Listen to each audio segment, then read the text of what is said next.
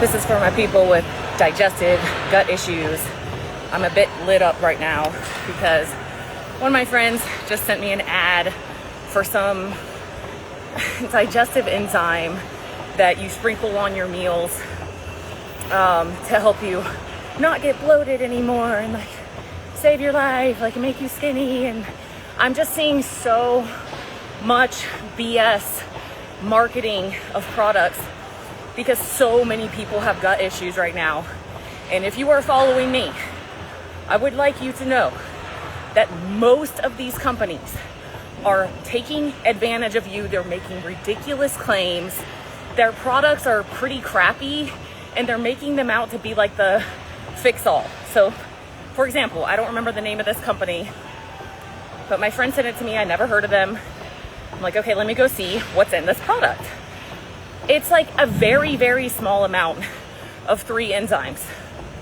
So like the digestive enzyme that I recommend to my clients has a higher quantity of all 3 of those enzymes and way more. But the digestive enzymes that I recommend are practitioner grade, so we don't see ads all over social media making crazy promises that are ridiculous because that's unprofessional. I have seen the most unbelievably horrific ads coming out in the gut issue world. And I'll tell you right now, I mean, definitely most of my clients have gut issues.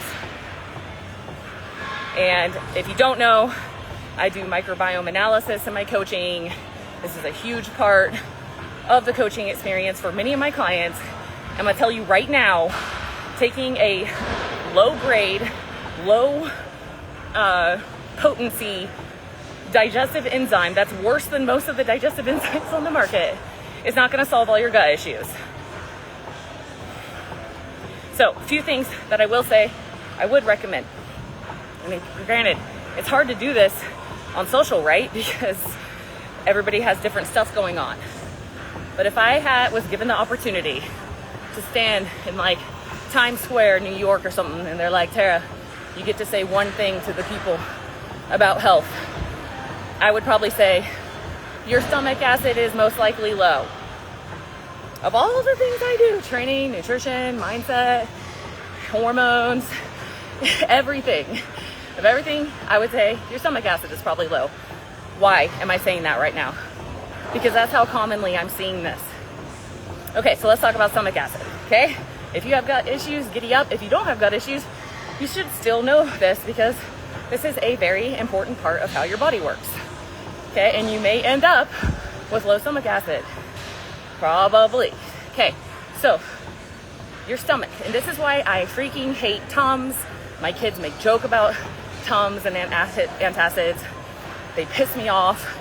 They should not be able to be sold to people, or at least with huge warnings like should be used only in acute emergency situations, not on a regular basis. So, why do people take Tums? Like, what are you talking about, Tara? It does help. Okay, so when you eat food, your stomach needs to be very acidic. And when you eat food, it becomes more acidic. Your body has stomach acid that helps you like melt all your food down, right? Well, guess what?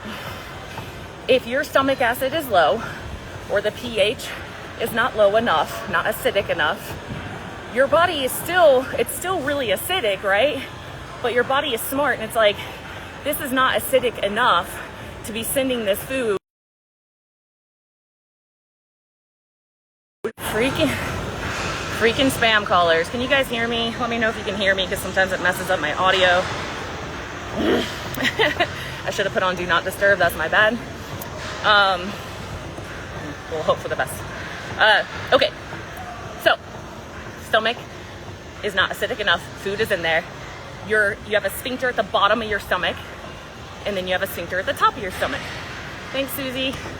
Okay. So when it's not acidic enough, your body's like, hey, this food isn't broken down enough. Don't send it down into the intestines yet. But then, because you have all this food in your stomach, you get dysfunction on that top sphincter, your esophageal sphincter, and you start getting acid reflux, heartburn. You feel like food just is sitting in your stomach forever. So what do people do? They take Tums, which is a Band-Aid and will help with that burning that's happening in the esophagus. But guess what chronic usage of an antacid is doing? Chronically lowering your stomach acid, which is the problem to begin with. And what's worse is we've got most Western docs putting people on PPI medications when they have acid reflux, heartburn, proton pump inhibitors, which is a medication that lowers your stomach acid. And if you are on one of those medications, I can almost bet money that you're starting to wonder if it's even helping anymore. Every time I meet somebody on a PPI medication, they're like, I don't know, I kind of felt like it helped at first, but I think it's like getting worse. It is. Granted, there may be some rare exceptions to this, but this is the majority of the case. So we don't want to be chronically lowering our stomach acid in 99.9999% of humans. We want to go the opposite route and increase our stomach acid in most people. So how do we do that? We can go the gentle route and take digestive bitters, which are botanicals, which help increase stomach acid, or we can go the little more heavy route, which I'm finding most of my clients need these days, and take something called betaine HCl, betaine hydrochloride. And you can start with a modest dose, whatever the bottle says. I highly recommend getting one that does not have digestive enzymes in it, because you want to take those separately, because you're going to keep increasing. This is it. You're going to keep increasing that betaine HCl dose. I kind of hesitant to say this on social because, because I don't know people's actual health situation, but I will take people all the way up to like 5 grams, 5.5 grams of betaine HCl sometimes when it's obvious that their stomach acid is really low, and then we titrate back down. But what you're going to look for, you're going to take the bottle dosage right before a meal. If you don't notice any burning in your stomach and you don't get loose stools like runs after that meal, you needed at least that much of a boost in stomach acid. Then you're going to add 1 more capsule next meal, 1 more capsule next meal, 1 more capsule next meal, and you're going to watch for burning or loose stools. And then you're going to take digestive enzymes to help this process, and you're just going to take the standard bottle dosage of those the whole time. Okay? So there's a little actual protocol. It's called a betaine HCl test to see how acidic your stomach acid is, and that is a protocol that I use quite often with my clients. I'm not sure if it's on the discounts page of my website. I will check after this, but the product I use is from Healthy Gut. It's popular amongst a lot of naturopathic doctors, functional practitioners, very high quality. Love that company. And I use their HCl Guard, betaine HCl, in their Holozyme digestive enzymes, which is what I just sent to my friend who sent me this product that's being advertised of enzymes you sprinkle all over your food, and it only has 3. It has like 32 milligrams altogether of digestive enzymes. Holozyme is like 770 something milligrams of digestive enzymes, and includes those 3 and all the other ones you need too. So anyway, that's something you can do as a starting point if you're having digestive enzymes, and if you're having stomach issues, because that is like the centerpiece of issues. If your stomach is not acidic enough, you start getting a lot of problems. One, it doesn't trigger your liver to release the proper amount of bile. If you don't know what bile does, most people know that it helps you digest fat, but it's also like an astringent, a cleanser, a dishwasher detergent to help you keep down certain overgrowth of opportunistic bacterial populations. So not only are you not digesting your fats well, if you're not releasing enough bile, but you're also running the risk of getting overgrowth of populations you don't want overgrowing in your gut. So that's the first thing. Second thing is that actual breakdown of like the melting of the food before it goes into your intestines and gets all sorted out into how your body's going to use it. It helps you extract the nutrients from your food better. Next, motility is everything. And if you are not starting the process off right in your stomach before it goes down to your intestines, you're not going to have as good of motility of things being able to move through. If you don't have motility, meaning stuff going through your intestines at an appropriate rate, you're going to start fermenting things, getting excess gases, starting to have dysbiosis and overgrowth. Okay? So, stomach acid is something I would be heavily looking into if you are having digestive issues. I will be real with you guys, I don't do food sensitivity tests anymore. I mean, they can be helpful sometimes for some people. I'm not knocking them totally, but I've just gone so much deeper into let's get this whole system working right. But, you know, obviously if you know you have sensitivities to dairy or gluten, which is a lot of freaking people, but not everybody, especially not dairy everybody, but if you do, that can be causing a lot of inflammatory processes. So I'm not saying don't pay attention to that. I just feel like sometimes when people are having gut issues, the first thing they jump to is food sensitivities. And that's fine, but most of the time what I'm finding is it's not that. Sometimes it is, okay, but a lot of times it is low stomach acid, the organ systems, the liver needs a cleanse, gallbladder might need a gallbladder cleanse. You guys don't know what your gallbladder does? What does your gallbladder do? What is it? It's crazy how we don't know how our own bodies work, right? Freaking insane. None of us know how they work completely, but yeah, the gallbladder is like a little storage tank for extra bile. So if you eat a really fatty meal and your liver can't make enough bile for that meal, you got a little overflow. If you don't have a gallbladder, I highly recommend taking some bile salts, ox bile, when you eat a really fatty meal to help your body out with that. SIBO. Man, we could go on I could do a whole separate live about SIBO. Small intestinal bacterial overgrowth. I've worked with a lot of clients that have both methane and hydrogen sulfide SIBO. If I like backtrack in time, just letting you know, you want to avoid getting small intestinal bacterial overgrowth, which effing sucks. And it's a journey getting past. Boost your stomach acid. I see chronic stress, chronically undealt with, emotional stress meets maybe some physiological thing. Stomach acid drops down, everything starts fermenting in the gut. These toxic gases start being created. You're not digesting your proteins well. That's a huge thing. I see a lot. A lot of people are not digesting their proteins well. And if you don't digest your proteins well, you start making ammonia, hydrogen sulfide, and all these gases that create inflammation in the gut, and then the whole gut can't work right. So I'm a fan of high protein if you can digest it. If you can't digest it well, you're doing yourself more harm than good. I can tell you that, digging in so many people's gut stool tests. So if you don't want to pay for a stool test, try dropping your protein down and see how you feel. Try boosting stomach acid and some digestive enzymes for 2 or 3 months. See how you feel. See what happens.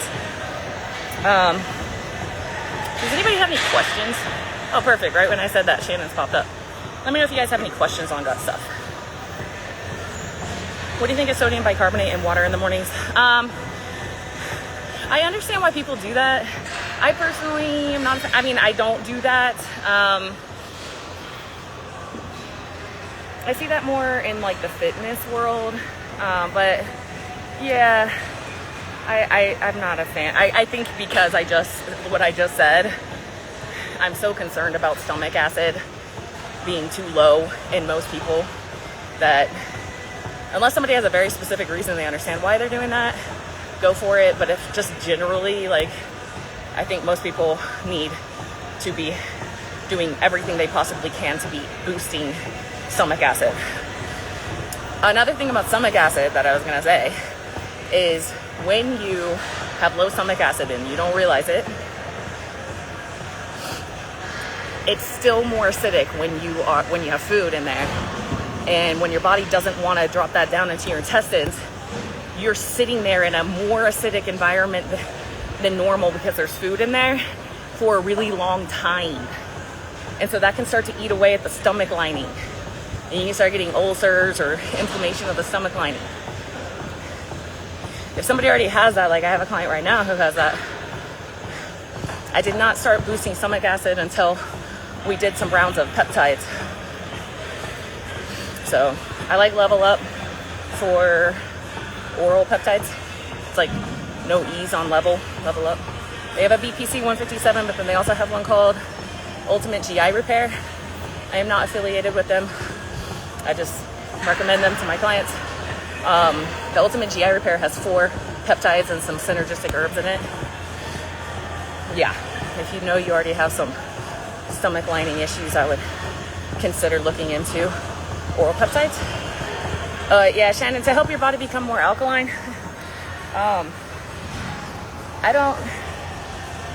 don't believe that it's that simple. The whole like having an alkaline body versus an acidic body, I think is much more complex.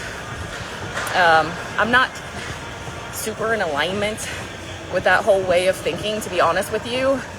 I think that when you are eating a healthy, nutrient-dense diet, your stomach acid and digestion are optimized. You're getting minerals in, most likely supplementing minerals these days because we have to.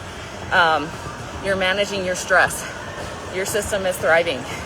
Like, I think this whole topic of like trying to be more alkaline and less acidic is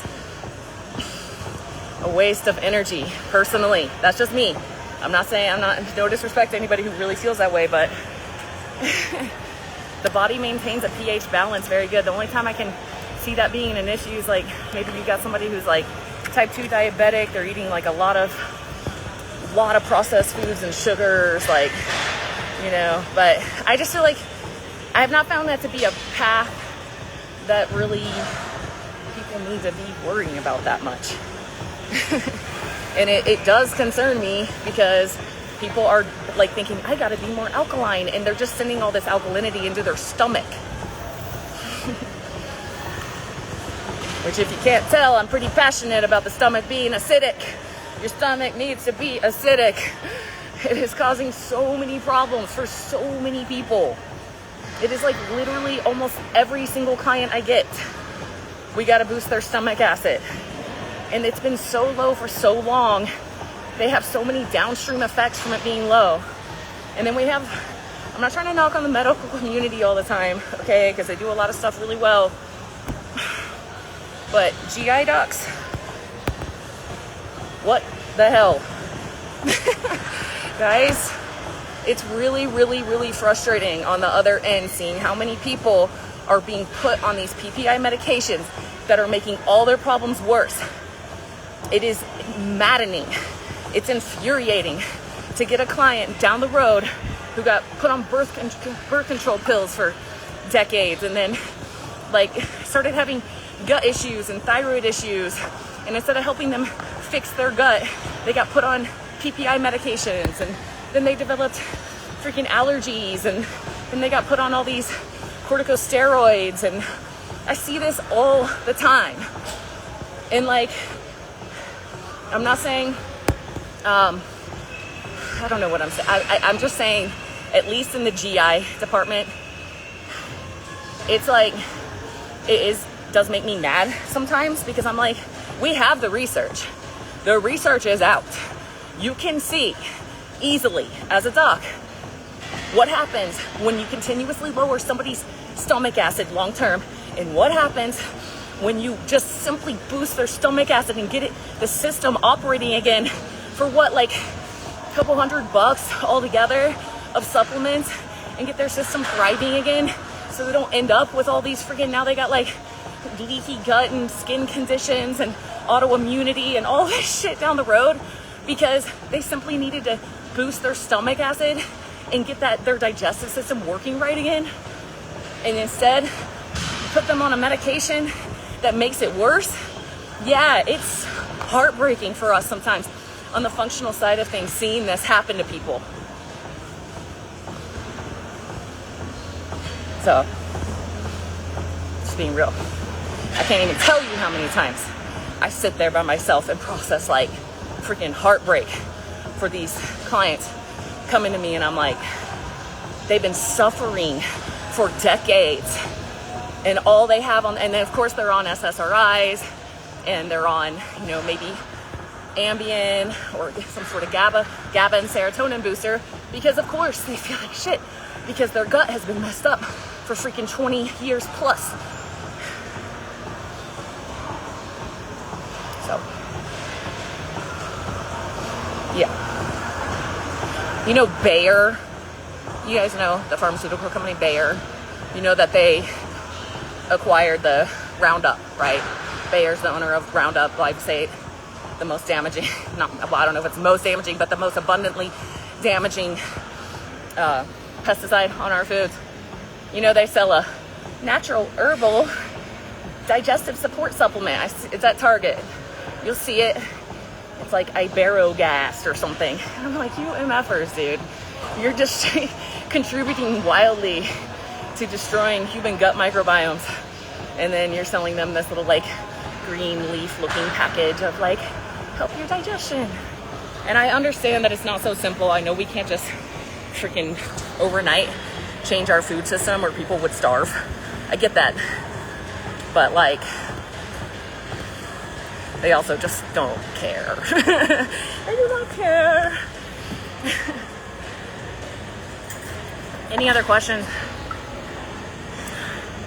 Yeah, create the problem and then the solution. Yeah, it's a good business model. Any other gut questions, guys? While you got me?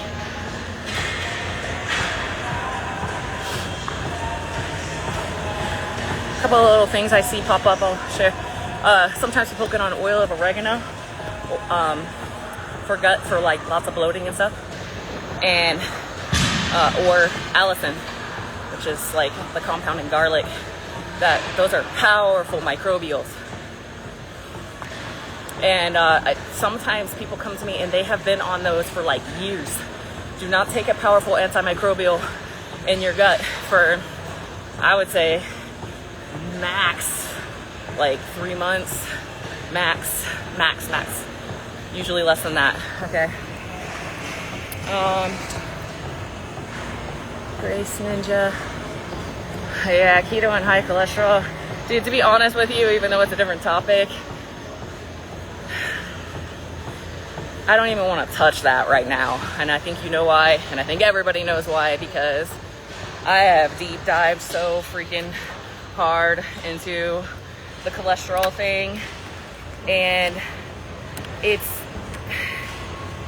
the wild, wild west with cholesterol right now. And there's plenty of people who are going to speak to you extremely confidently, and they're like, no, high cholesterol is the best thing ever. And then some people will be like, no, this is bullshit, it is not, and this is why. And the high people are like, no, this is why. And I'm like, prove it consistently. We can't. You know why we can't? Because that conversation just started changing like in the last few years. We don't have any long-term ability to see the proof in the pudding of these new conversations. Now, personally, where I'm at right now is like, I don't sweat it too much if I see somebody a little high on cholesterol.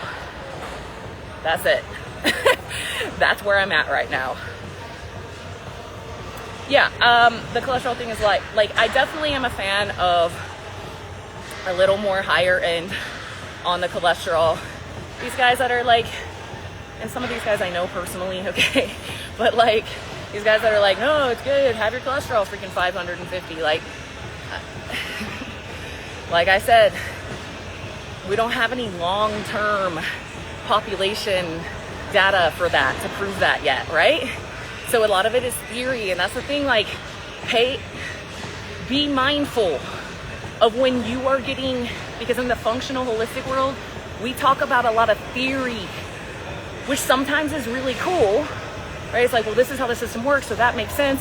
Sometimes that's really cool because it allows us to get to places faster than the medical community that needs, 100 years of double-blind placebo-controlled studies to even move like an inch on what they think. But we also have to understand that we're talking theory here and not long-term evidence. So it's like, keep an open mind, but don't let people get you all dogmatic to the point that you can't even hear the other side anymore. I love living in the middle. I already did the whole like, I know everything, culty. No. And you better freaking believe it gets culty in the nutrition and training and all these worlds. Human beings love to be right. They love to feel superior. They love to feel like they got it figured out better than everybody else. And it's a slippery freaking slope. You become closed-minded. You're missing tons of data points. And you kind of become like an arrogant asshole instead of curious. So stay open-minded. Anything I say, stay open-minded. Anything anybody says on social, stay open-minded. Go look at the opposing viewpoint with an open mind, not an energy of, I'm gonna get them and prove them wrong. That's just how I feel. It has been really good for my life to not become some culty dogmatic, I got it all figured out. And so that's why you guys will hear me give a lot of nuance in everything I say. I know damn well that it would be good for business to be dogmatic on social media. This is what you do. This will solve all your problems. Just do this. That's what people are looking for on social media. I've been in this game on almost a daily basis for a decade now. I understand social media. I understand the psychology of humans when they engage on social media, and I effing refuse to do that. I effing refuse to speak in these dogmatic terms just to make myself seem like the expert and sell shit. There's always nuance. There's always nuance. So just saying, try to keep an open mind. Try to look at the opposing point of views, anything you're feeling super right about, because then you don't miss out on stuff and you just honestly become a better person. I don't know how else to say it. You're just like not so like need to prove everybody wrong and be right all the time. Estrogen and HRT for peri-postmenopausal women. Thoughts? Yeah, I mean, I'm a fan for sure. I plan on doing that. I don't know exactly if you have any questions on that, but yeah, I mean, I have a couple of menopausal post, like they've gone through the menopausal clients right now who are not on HRT. I'm all deep in their labs and stuff. Things look pretty good.